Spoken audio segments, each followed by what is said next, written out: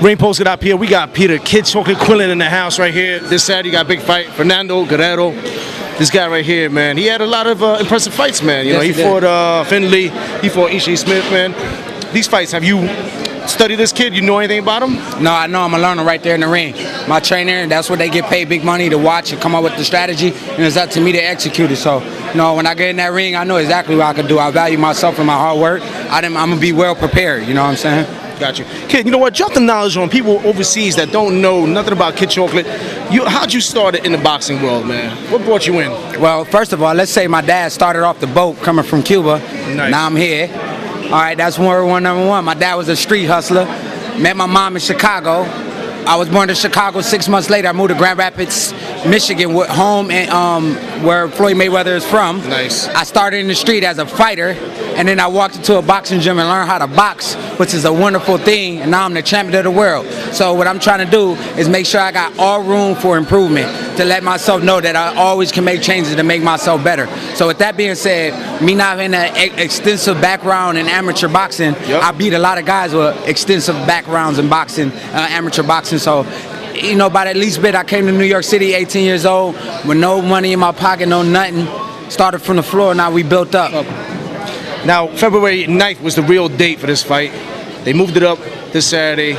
How was your training camp going? Who'd you spar with? Where'd you train out of and everything? Well, I hired my own sparring partners. I went through numerous ones before this camp started, and then we rehired some of them, brought new people in, different faces. Nice. You know, a lot of different guys, you know, that I seen Chavez getting used for work, for the Sergio Martinez. I kept them there. It's hard to find sparring sometimes because I go through them, you know what I mean? But at the guys at the top level, I didn't spar Gennady Golovkin, I didn't spar Matthew Macklin.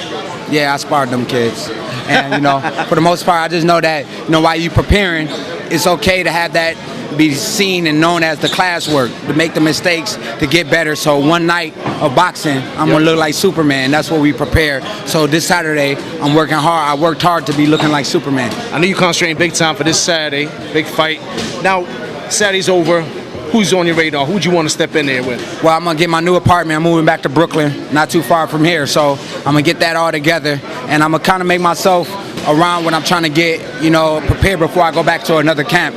You know, they usually call me up and be like, yeah, kid, you're going to fight this guy. I say, okay, how much? I'm like, oh, what's the risk behind that fight? Is it worth the money? Nah. All right, so I don't want that fight. Call me when y'all got another fight. Boom. You know what I'm saying? And then what they saying is, what's the best shape a fighter can be in, kid? When you out of training camp, what do? I stay in shape all the time. That's the best shape you could be in, is always in shape. So I stay focused and ready and fit every time for me to be able to go in camp in shape, just to work on the things that I need to work on to win victories and win them big.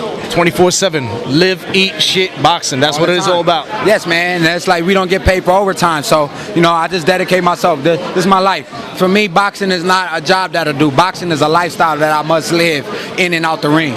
Couple last words for your fans worldwide.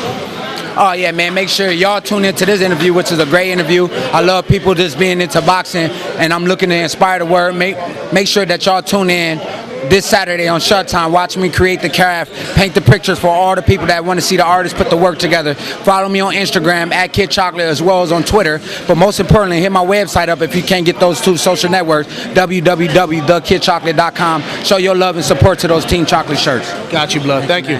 Pleasure.